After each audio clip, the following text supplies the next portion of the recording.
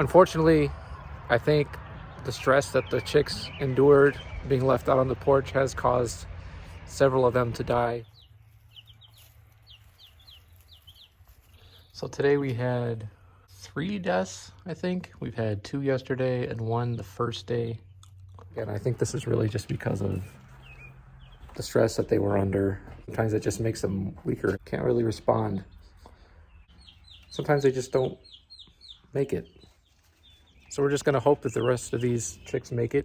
Our brooder setup is the same as it was before. It's the same as it's been last year. We never had any issues with our brooder setup.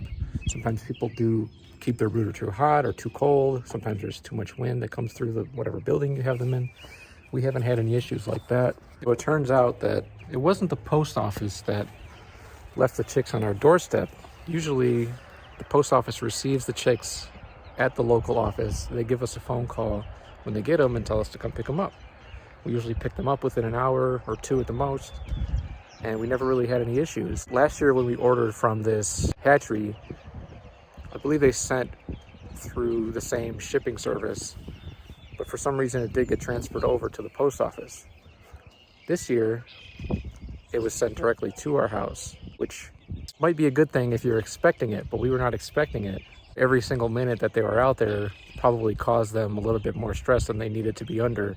Chicks need to be at about 95 degrees Fahrenheit for the first week of their lives because it needs to mimic the warmth that their mother would give them. That's why we use heat lamps to keep it warm inside there for them. Usually if you make it through the first week without too many deaths, then you don't see that many afterwards. That's when you got to start worrying about predators, especially when you move them outside.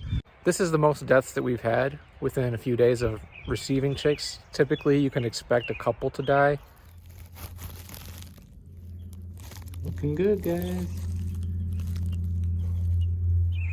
So it's been 2 additional days since the last footage, and we have 0 deaths on top of what we had. So 6 out of the 30 that we originally got died.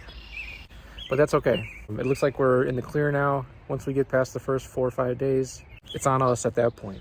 So we do have to get better at our intros and outros. This is the outro. If you like the video, stay tuned for some more. We're going to be trying to put out more content on a more regular basis this year. We've got a lot of stuff going on. We'll be covering all aspects of our farm, from the actual farming to the behind the scenes stuff that nobody ever really sees. Yep, the family, getting involved in it, and the markets that we're going to. Like all of our socials, subscribe to our channel on YouTube, Good Life Farms Illinois. Say like and subscribe to our channel. I want one more. I want one more. Say like and subscribe to our channel. I want roll up with my arms. Say like and subscribe to our channel. Like and subscribe to our channel.